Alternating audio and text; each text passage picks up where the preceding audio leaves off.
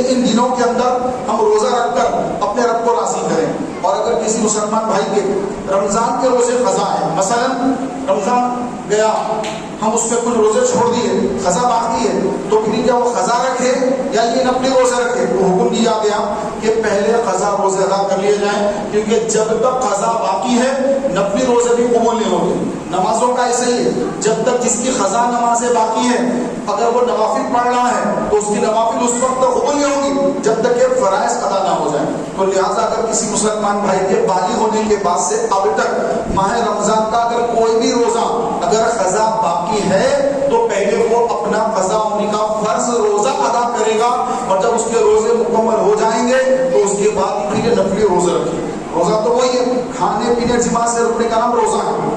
آدمی کھانے سے رکے، پینے سے رکے اور جماع سے رکے، روزہ اسی کا نام ہے. نیت بدلنا ہے، نفلی نیت کرنا ہے یا قضا عمر کی نیت کرنا ہے. تو پھر نفل کی تو اللہ کے پاس پوچھ نہیں ہے کہ نفل تم نے رکھا یا نہیں رکھا، اس کی پوچھ نہیں ہے. پوچھ کس کی ہے؟ رمضان کے روزوں کی پوچھ ہے. اگر قضا ہو گئے تو اس کو ادا کر لیں، بعد میں اس کو قضا ادا کر لیں کہ بھائی رمضان میں میرے اتنے روزے چھوڑ کے بیمار تھا، پریشانی میں تھا، سفر میں روزہ چھوٹ گیا، 10 روزے چھوٹ گئے، 15 روزے چھوٹ گئے، تو وہ روزے میں نے پہلے ادا کرنا ہے. تو نیت کر لی کہ میں ماہ رمضان کے جو میرا ماہ رمضان کا جو قضا روزہ میرے ذمہ باقی ہے میں اس روزے کو ادا کر رہا ہوں. یہ نیت کر کے وہ ان دنوں میں روزے رکھ لیں تاکہ اس کے قضا عمری کے روزے ادا ہو جائیں. محترم بھائیوں، یہ دن روزے عبادت اور قربانی کے ہیں، تو جتنا ہو سکے قربانی کا ذہن بنائیے کہ میرے آقا علیہ السلام نے ارشاد فرمایا جب قربانی کے فضائل بیان کی صحابہ نے پوچھا یا رسول اللہ صلی اللہ علیہ وسلم یہ قربانیاں کیا ہیں؟ آقا علیہ السلام نے ارشاد فرمایا تمہارے باپ ابراہیم علیہ السلام کی سنت ہے. صحابہ نے پوچھا یا رسول اللہ اس پر کیا سوال ہے؟ آقا علیہ السلام نے فرمایا کہ قربانی کے جانور کے ہر بال کے بدلے تمہارے لیے نیکی ہے، ہر بال کے بدلے نیکی ہے. اور صحابہ نے پوچھا یا رسول اللہ صلی اللہ علیہ وسلم اون کے بارے میں کیا ہے؟ اون. آقا علیہ السلام نے فرمایا اون کے ہر بال کے بدلے تمہارے لیے نیکی ہے.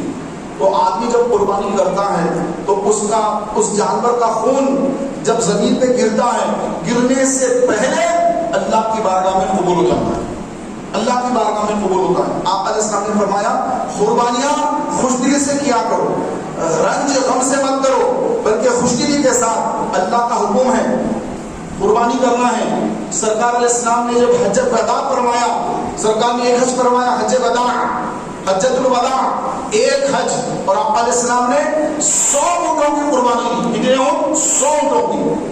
تو یہ اونٹوں کی قربانی کرنا اور اللہ کی راہ میں جانور ذبح کرنا عید کے دن 10 ذی الحجہ، عید کے دن اللہ تبارک و تعالیٰ عز و جل کو جو سب سے پیارا عمل ہے، سب سے محبوب ترین عمل ہے، وہ یہ کہ اللہ کی راہ میں جانور ذبح کیے جائیں اور خون بہایا جائے. یہ اللہ تعالیٰ کو بہت زیادہ پسند ہے کہ عاشرہ ذی الحجہ کی 10 تاریخ عید کے دن جانور کا خون بہایا جائے اور قربانیاں کی جائے. اس سے بڑھ کر اللہ کی بارگاہ میں اور کوئی محبوب ترین عمل نہیں. ایک آدمی ہزاروں روپے تقسیم کر دے، لاکھوں روپے تقسیم کر دے اور ایک آدمی بکرا ذبح کر دے تو اللہ کے پاس وہ لاکھوں روپے صدقہ خیرات کرنے کے سے زیادہ اللہ کو محبوب اس دن کا عمل، ذی الحجہ کا عمل، اس دن کا عمل کہ ایک بکرا جو 20,000 کا بکرا ہے اگر بندہ پر ذبح کر دے اور ایک طرف 20 لاکھ صدقہ خیرات کر دے تو اللہ تعالیٰ کو یہ ایک 20,000 کا جو یہ بکرا ہے،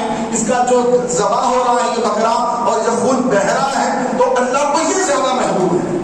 تو ہم اس دن 10، 11، 12 ان 3 دنوں میں قربانی کرنے کا ذہن بنائیں اور خوش دلی کے ساتھ بہترین جانور خرید کر اللہ کی راہ میں ذبح کریں. اللہ تعالیٰ کی بارگاہ میں دعا ہے کہ مولا تبارک و تعالیٰ مجھے آپ کو عمل کرنے کی توفیق عطا فرمائے.